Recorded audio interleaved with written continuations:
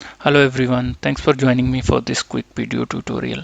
So as you can see, I am logged into AWS Management Console, and that's because today's tutorial is related to that. So the use case is you have your AWS single sign-on configured with Microsoft Azure AD. So that is where you have your SSO configured with AD, and the enterprise application certificate which is configured for login is about to expire and you need to rotate it. So we would discuss about that process. So for that, what you need to basically do, so I mean on high level, you need to go to AWS IAM dashboard identity provider, and from there create a backup of current metadata file. The other thing is you need to log into Azure and Azure Active Directory Enterprise section. You need to go to enterprise application and single sign-on, and from there you need to generate a new certificate, mark it active, download the metadata file, and then upload it to AWS. So let's jump into AWS and Azure portals and see the process from there. So first go to AWS IAM section. So from there, either from dashboard, you can directly go to identity provider, or from the left side menu, click on identity provider, Azure AD. From here, under metadata document, download the current metadata files just in case if you need the backup. So this is something would be useful. Now leave this tab open because we are logged in using the same Azure AD account or AD account, right?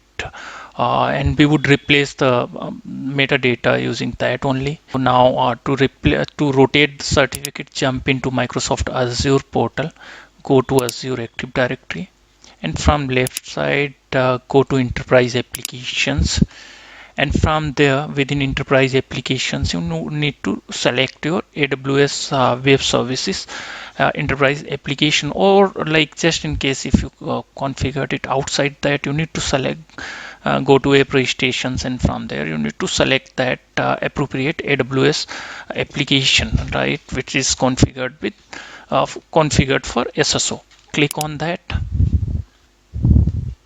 Now from this page, go to single sign-on. Within single sign-on, you need to go to SAML signing certificate section. So as you can see, the expiration. So suppose this is about to expire. Just an example. It's not going to expire soon, but anyways, for this demo purpose, just think like this is about to expire or already been expired, right? Click on edit. From here, create a new certificate, or so this would be an internal certificate. If you want to like use an external certificate, then you need to procure that certificate and import it here. So in this case we are using an internal certificate, so click on new certificate. Now you need to save it. Post saving, that thumbprint would be generated. Click save. So as you can see, it's been saved. Mark the new certificate as an active.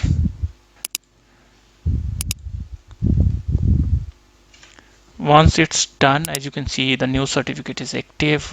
You can go ahead and remove this existing certificate, but I would leave it there just in case my current AWS login page got expired. So that is where I would need it to like mark the existing certificate as an active and get into the account.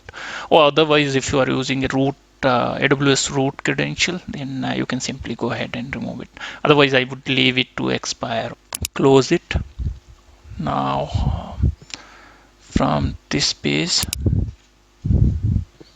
go to again SAML signing certificate. You can see the certificate expiration is showing the current date. From here, download the Federation metadata XML. This is the XML file that you need to upload to AWS. So it's not directly certificate that you would rotate here and upload over AWS portal. It's the Federation XML metadata XML file that you need to replace over there. Just download it. So it's been downloaded. Now jump into AWS portal. So just to show you, right, what I was talking about earlier. So currently we are logged in, and the certificate which is being used is the earlier one. So let's just refresh the page and see what happens. Okay. It didn't kick us out, right? But it's just because like it's probably having that session in memory. So that is where if you would close it and create a new session, it won't let you in, right? And just to show you on a new tab, right? And this is the URL that I copied earlier. Just put the URL over here.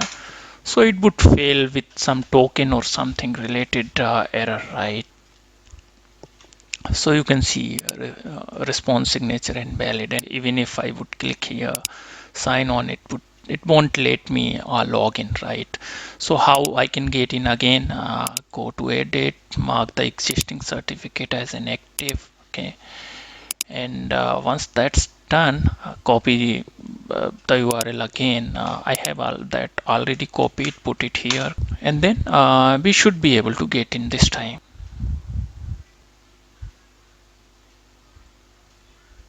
Okay, so we are there.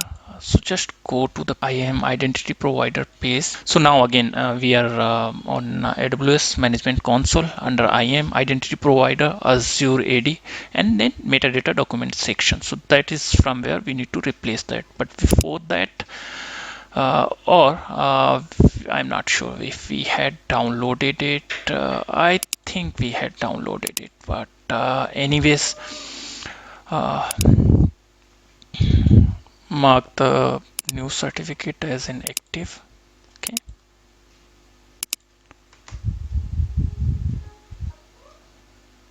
so new certificate is active again. So I forgot if I downloaded the federation metadata file, but anyways, let's download it again.